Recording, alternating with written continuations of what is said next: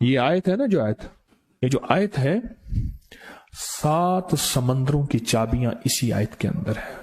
7 زمینوں، 7 آسمانوں اور جتنی بھی مخلوقات ایسی ہے جو ڈس سکتی ہے، جو چیر پھاڑ سکتی ہے، یا ایسی آفتیں اور بلائیں جو آنے والی ہیں، ان سب کو سنبھالنے کے لیے یہ آیت آخری طاقتور ترین آیت ہے. اور یہ عمل حیرت انگیز ترین عمل ہے. میں چند سانسیں پڑھواؤں گا، میں آج چند سانسیں پڑھواؤں گا، اور آپ کو علم ہے کہ یہ کتنی سانسوں کا عمل ہے؟ 40 سانسوں کا عمل ہے. اس کو دیکھتے ہوئے 40 سانسیں، اور ہر سانس میں اپنے مقصد، اپنی مشکل، اپنی پریشانی، جادو، جنات، بندش، بیماریاں، ناکامیاں، تکلیفیں، مشکلات، مسائل، الجھنوں کا ہر سانس میں تصور کرنا ہے. اگر چاہتے ہیں کہ ہمیشہ تمنگری رہے، مالداری رہے، عزت رہے، بھرم رہے، اور نسلیں پتہ نہیں کتنی آئیں گی کوئی خبر نہیں، اور ان کا رزق کشادہ رہے، کیسے ہوگا؟ کس طرح ہوگا؟ تو اس کا واحد حل اور اس کا واحد راستہ صرف یہی ہے. اپنے مالوں کو سوچیں، یہ میرا مال اللہ نے دیا ہے. میرے والد غریب تھے، میرا دادا غریب تھا، یا میرا والد مالدار تھا، یا میرا دادا مالدار تھا. آج اگر ان کی جائیداد اور چیزیں مجھ تک پہنچی ہیں تو ان کے پاس راز کیا تھا؟ یہ ضروری ہے. میرا ایک اور پیغام بھی سن لیجیے گا. یہ ضروری ہے کہ اپنی نسلوں کو فقیر اور غریب اور منگتا چھوڑ کے نہیں جانا. جتنی استطاعت ہو ان کے لیے اتنا جائیداد، پراپرٹی، مال، کوئی رزق کو چھوٹا سا چھوڑ کے جانا ضروری ہے. اپنی نسلوں کو خالی چھوڑ کے نہ جانا. اگر وسائل ہیں، حلال کے راستے ہیں، اگر نہیں ہیں تو کوشش کرتے رہیں. اللہ کا مال اللہ کے ذمہ ہے، اللہ کا نظام اللہ کے ذمہ ہے. یہ آپ اگر اپنے پاس کچھ مال رکھتے ہیں، کچھ جائیداد رکھتے ہیں، سونے جواہرات رکھتے ہیں، یا کچھ چیزیں رکھتے ہیں، اگر آپ رزق حلال میں سنبھال کے رکھا ہوا ہے اور سال کے بعد ان کی زکوٰۃ دیتے ہیں اور رکھتے ہیں، تو یہ حرام نہیں ہے، اسباب کے موافق ہے اور توکل کے خلاف نہیں ہے. ایسا کرنے سے آپ گناہگار نہیں ہوں گے. ڈھاکہ میں ایک بازار ہے، اس کا نام خانم بازار ہے. خانم رئیس اعظم تھا، رئیس اعظم، رئیس اعظم. پر اس نے زکوٰۃ، عشر، ہدیات، صدقات کے لیے اپنا مال محفوظ نہ کر سکا. بہت رئیس تھا. اس کے بارے میں تھا کہ 40 دن تک اگر گھوڑی دن رات دوڑتی رہے، گھوڑا دوڑتا رہے تیز رفتار، اس کی جاگیر ختم نہیں ہوگی. 40 دن 40 راتیں، 40 دن 40 راتیں ختم نہیں ہوگی. باپ کے مرنے کے بعد بیٹی کو ایک چسکا پڑ گیا. وہ تھا کپڑے کے پھاڑنے کی آواز. کپڑا نا پھٹتا ہے تو اس کی ایک آواز ہوتی ہے، بس اس کو آواز اچھی لگتی تھی. تھانوں کے تھان آتے تھے، وہ سارا دن قیمتی بوسکی کے، کرنڈی کے اور قیمتی کپڑے پھاڑتی تھی، اس کو ٹکڑے کرتی تھی. اس کا مشغلہ تھا. اور بیٹے کو مشغلہ یہ پڑ گیا، اس وقت نئی دیا سلائی آئی تھی، یہ ماچس کی ڈبیاں، تیلیاں، وہ ماچس کی ڈبیاں اور تیلیاں جلاتا تھا. اس کا بارود کی بو اسے اچھی لگتی تھی. بارود ہوتے نا، وہ بارود لگا ہوا تھا، تو 2 بارود آپس میں ٹکراتے ہیں، شعلہ نکلتا ہے، اس سے بو بھی نکلتی ہے، اس کو بو اچھی لگتی تھی. ایک وقت آیا کہ وہ خالی ہو گیا. اور خانم فارسی کا لفظ اصل میں، وہ ایک اس گلی بازار کے چوراہے میں کھڑی ہوتی تھی ایک جگہ اور بھیک مانگتی تھی، اور اس کے نام پہ خود بازار کا نام خانم بازار پڑ گیا. میں جھنگ میں گیا، پرانی بات ہے، ہمارے ایک مخلص ہیں ان کے ہاں، ایک چوک میں کھڑا تھا. تو وہ چوک سے ان کی گاڑی لینے آئی کہ آگے راستہ سمجھ نہیں آ رہا تھا. تو مجھے کہنے لگے آپ میری گاڑی میں بیٹھ جائیں. میں ان کی گاڑی میں بیٹھ گیا. مجھ سے کہنے لگے یہ جو چوک ہے نا، فلاں، میں نام نہیں لیتا، فلاں. اس کی اتنی جاگیر تھی کہ 3 دن 3 راتیں گھوڑی دوڑتی رہتی تھی، ختم نہیں ہوتی تھی. اور پھر ان کی نسلوں میں کوئی ایسا آیا اور خود اس کو کوئی ایسی چیز پڑ گئی کہ ایک وقت تھا اسی چوک پہ کھڑے ہو کے بھیک مانگتا تھا. اور ایک دفعہ سخت سردی تھی، بھیک مانگ رہا تھا، سردی میں ٹھٹر گیا اور ٹھٹر کے تو میں چھپ گئے جیسے آج کل سردی ہے. رات کو وہیں مر کے پڑا تھا. صبح اٹھایا، کچھ لوگوں نے چندہ کر کے کفن دے کے دفن کر دیا. میرے حضور کا فرمان ہے اپنے مالوں کو زکوٰۃ کے ذریعے محفوظ کرو، محفوظ کر لو. اگر محفوظ نہ کیا، نسلوں میں فقر اور فاقے، غربت، تنگ دستیاں، فقیری اور منگتا ہونا نسلوں کو دیکھے جائیں گے. پھر نسلیں کہیں گی پدرم سلطان ہمارا باپ، ہمارا دادا بادشاہ تھا، جاگیردار تھا، مالدار تھا. ہمارے بڑے بتاتے ہیں زندگی بھر کے لیے فقر، فاقہ، غربت اور تنگ دستی سے بچے رہیں. غیب سے اللہ کا نظام ایسا چلے گا، ایسا چلے گا، ایسا چلے گا. اللہ سارے بھوکے ہوں گے، سارے پیاسے ہوں گے، سارے فقیر ہوں گے، سارے منگتے ہوں گے. اللہ تجھے کھلائے گا بھی صحیح، پلائے گا بھی صحیح، سلائے گا بھی صحیح. عزت کے تکیے، عزت کے لقمے، عزت کے جام، عزت کے جام. مالک بن دینار رحمت اللہ علیہ کے پاس ایک بندہ ہدیہ لے کے آیا. اللہ کے ولی تھے. حضرت ہدیہ قبول فرمائے. آپ قبول فرما لیتے تھے، کسی کا نہیں کرتے تھے. میں نہیں لیتا، تیرا رزق حلال نہیں ہے. دیکھ کے فرما دی تیرا رزق حلال نہیں. دیکھ کے فرمایا تیرا رزق حلال نہیں. انہیں حضور حلال ہے، فرمایا نہیں ہے. تو اچھا فرمایا ایسا کر، یہ رزق لے جا جو مجھے ہدیہ دیتا ہے. تجھے سب سے زیادہ جو مستحق ضرورت مند ملے اس کو دے. دینے کے بعد پھر اس کا پیچھا کر. وہ ان پیسوں سے کرتا کیا ہے؟ اب مرشد کا حکم تھا، فرمان تھا، کیا. دیکھا تو ایک لولا، لنگڑا، اپاہج، معذور، اندھا، کانا، کپڑے خستہ حال، بالکل بے بس اور بھیک مانگ رہا ہے. اس کا دل نرم ہوا اور کہا کہ اس سے بڑا ضرورت مند پھر کوئی نہیں ہے. اس کو جا کے مال دیا، پیچھا کیا. چلتے چلتے چلتے اس نے جا کے نا آگے گیا تو نہ وہ لولا تھا، نہ وہ لنگڑا تھا، نہ وہ کندھا تھا، کانا تھا، نہ وہ اندھا تھا، کچھ بھی نہیں تھا. بالکل ٹھیک ٹھاک ہو گیا اور یہ حیرت سے دیکھ رہا ہے. کرتے کرتے جا کے اس نے ان پیسوں سے حرام کام کیا. خاموشی سے آ گئے. آپ کا فرمان ٹھیک ہے، میں اب یہ میرے پیسے لے.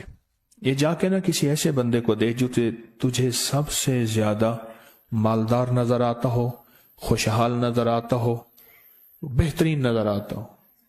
اب پیسے لے لیے.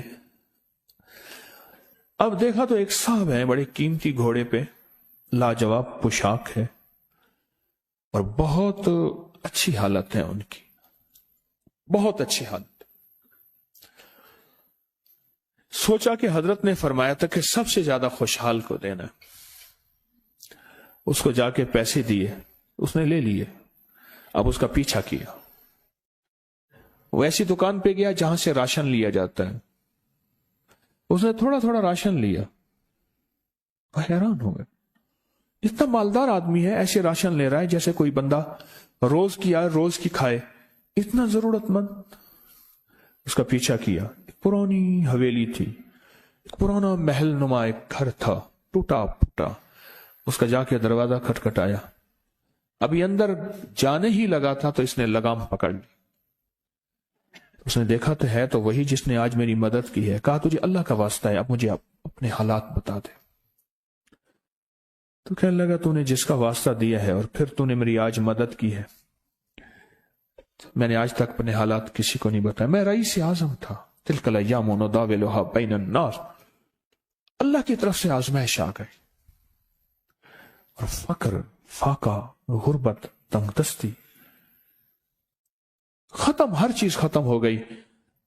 कई दिनों से मैं भी भूखा हूं, मेरा घोड़ा भी भूखा है, और ये मैंने कपड़े संभाल के रखे हुए हैं, ये एक लिबास है रखा हुआ है, बाहर इसी लिबास में निकलता हूं, किसी को यह शक ना पड़ जाए ये भूखा है, ये फक्र की हालत में है, ये गुर्बत की हालत में है।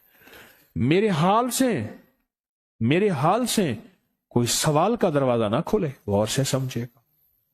मेरे हाल से कोई सवाल का दरवाजा ना खुले, मैं ऐसा हाल बनाऊं लोग मुझे सवाली समझें, कि कुछ लोग जुबान से सवाली नहीं होते। मेरे आका का फरमान है, अपनी बीमारियों का सदके के जरिए इलाज करो। और सदका, यह सारा वाकया सुनाने का मकसद, तलाश करो, ज़कात तलाश करो, किसको देनी है, कौन जरूरतमंद है, कौन ऐसा है जिसको बज़ाहिर लोग मालदार समझते हैं, अंदर से खाली है, खोखला है। हुआ ये, एक खैर के काम के लिए पैसे जमा करने थे, खैर के काम के लिए। उस वक्त 24,000 था, बहुत बड़ी रकम थी, 24,000 मुझे चाहिए था। तो कहने लगे कि मैंने सोच के कहां से ले आऊं, है नहीं, रोज कमाता हूं, बच्चों ठीक हैं, घर पल रहा, दूध लाता हूं, बेचता हूं, एक निजाम है मेरी, सर्दी गर्मी बारिश तूफान की तरतीब चल रही है, कहां से लाऊं। तो कहने लगे, ख्याल आया ये मोटरसाइकिल न बेच दो।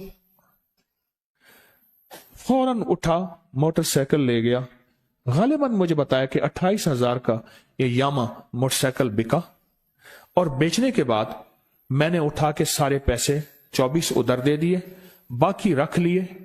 अब खाली होके बैठ के फिर मुसल्ला बिछा के अल्लाह से मांगना शुरू कर दिया, और मांगते मांगते आलम यह हुआ कि मैं फकीर हो गया। अल्लाह ने मुझे 4 दिन आजमाया। उसने अल्फाज जो इस्तेमाल किए ना, पंजाबी का लफ्ज, वो अल्लाह ने ना 4 दिन मनो दब के रखे। हाँ, लाहौर की पंजाबी और फैसलाबाद की पंजाबी में बड़ा फर्क है। फैसलाबाद की पंजाबी खालिस सिखों वाली पंजाबी है, लाहौर की पंजाबी में बड़ा फर्क है। दब के रखा, थोड़ा सा आजमाइश आती है, अल्लाह देखता है कच्चा है या पक्का है। कहा, बस उसके बाद मैंने अल्लाह से कहा, अल्लाह, तारिक बिन जियाद ने सारी कश्तियां जला दी थी, और कहा, कहो अब बताओ अपनी फौजों को कहां भागोगे, इधर भी मौत है, इधर भी मौत है, फिर लड़ते लड़ते मर जाओ। पीछे समंदर की मौत, ठीक, और आगे दुश्मन की मौत है, कश्तियां सारी आग लगवा दी। अब करो, बोलो क्या करोगे, बोलो क्या करोगे। अल्लाह ने सारा निजाम फतह दे दी, कामयाबी दे दी, और कहा फिर अल्लाह ने मेरे लिए जो दरवाजे रिस्क के खोले हैं, अब मुझे कोई भी चीज जरूरत होती है, मैं घर की चीज बेच देता हूं, और बेच के अल्लाह के खजानों में देता हूं बगैर सवाल के। उसके अल्फाज हैं, क्या अल्फाज है, बगैर सवाल के अल्लाह मुझ पे रिस्क के दरवाजे खोल देता है, अल्लाह मेरी जरूरतें पूरी कर देता है, अल्लाह ने मुझे खुशहाली दी है। और मुझे कहने लगे, सारे गुर मुझे हाजी साहब ने बताए थे, अल्लाह से लेने के सारे गुर ये मुझे हाजी साहब ने बताए थे। तो आपको एक लफ्ज कह रहा हूं, जिसको भी देखेंगे कि उसकी नस्ल दर नस्ल, दसर दर नस्ल रिस्क के दरवाजे हैं, तो वो खुलेंगे सिर्फ देने के नाम पे, सवाल के दरवाजे खोलने के नाम पे, सवाल के दरवाजे खोलने के नाम पे कभी नहीं खुलेंगे। वरना रिस्क आजकल के मॉडर्न जुए में चला जाएगा। आजकल के मॉडर्न जुए आए हुए हैं। अपने रिस्क को मेरे आका का फरमान है, और बीमारियों का इलाज सदकों से करें। और सदके से मुराद सिर्फ बकरा नहीं, सदके से मुराद सिर्फ सिरिया नहीं, सदके से मुराद काले मूंग नहीं, सदके से मुराद तेल सुइयां नहीं, सदके से मुराद, ये मैं मुख्तलिफ आपको तक अंदाज बता रहा हूं। यहां LOS है लाहौर के साथ, ये पहले नहीं बना था, नाला था, नाले के इधर एक समनाबाद की तरफ सड़क जा रही है, पुरानी बात है। वहां कुछ बंदे ने किताबें लगाई हुई थी, बंदे ने किताबें लगाई हुई थी। मैं किताबें देख के तो आ गया, फिर दिल में आया कि जरूरतमंद है, ہمارے ایک مخلص ہیں ہمارے دوست فیصل شمسی، میں نے ان کو بڑا نوٹ دیے، میں نے کہا جا کے نا اس کو کس طرح رکھ کے پھر چلا جاتا ہوں، کیونکہ مجھے لگتا ہے وہ خوددار آدمی نہیں لے گا، اور انہوں نے ایسا کیا۔ سوچیں کہ میرے مال اللہ نے دی ہے، کیا میں اپنے مال کا صدقہ اگر نکال رہا ہوں تو وہ دے کہاں رہا ہوں؟ ضرورت مند کیا میں تلاش کر رہا ہوں؟ اور میں ضرورت مندوں میں سب سے پہلے وَبِذِي الْقُرْبَى وَالْيَتَامَى وَالْمَسَاكِينِ وَابْنِ السَّبِيلِ، مسافر پردیسی چوتھے، پھر مسکین ہے، پردیسی ہے، مسافر ہے، یتیم ہے۔ ضرورت ہے اس چیز کی، اس کی ضرورت ہے، کیونکہ یہاں جتنے مانگنے والے ہیں ان کے بارے میں صرف ایک لفظ کہوں گا، یہ لفظ آپ پکا رکھ لیں، یہ سب خواہشات کے مانگنے والے ہیں، ضروریات والے نہیں ہیں، خواہشات۔ اتنا بڑا بنگلہ، اتنی بڑی سواری، فلاں برانڈ کا موبائل، فلاں چیز فلاں چیز فلاں چیز، یہ خواہشات کی کوئی حد نہیں ہے، یہ لفظ بھی ذہن نشین رکھیے گا، میرے ساتھ بولیں، خواہشات کی، ضروریات کی حد ہے، خواہشات کی حد نہیں ہے۔ عاجزانہ دعاؤں کے ذریعے اگر اپنی مصیبتیں، اپنی بلائیں، اپنی پریشانیاں اور اپنی تکلیفیں ٹلوانا چاہتے ہیں تو اس کے پیچھے ہمارے ساتھ کون سی دعائیں ہوں؟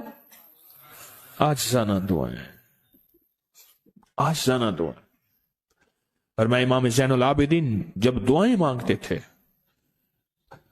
اور ان کی دعاؤں کے اندر جو درد ہوتا تھا اور غم ہوتا تھا، اور ان کی دعاؤں کے اندر جو پلبلانا اور بلبلانا اور کرب اور تکلیف ہوتی تھی، فرمایا ہنستے اپنی ہنسیاں بھول جاتے تھے، سونے والے سونا ترک کر دیتے تھے، اونگنے والے اونگنا چھوڑ دیتے تھے، اور وہ بھی ان کے ساتھ رونے لگ جاتے تھے۔ ان کا رونا ہی اتنا تھا، وہ ہنسیاں تو بخشی بخشوائی تھی، اور ان کا نام زین العابدین، نام تو ان کا علی ہے، زین العابدین پڑا اس لیے عبادت کرتے کرتے کرتے وہ عبادت گاروں کے امام بن گئے۔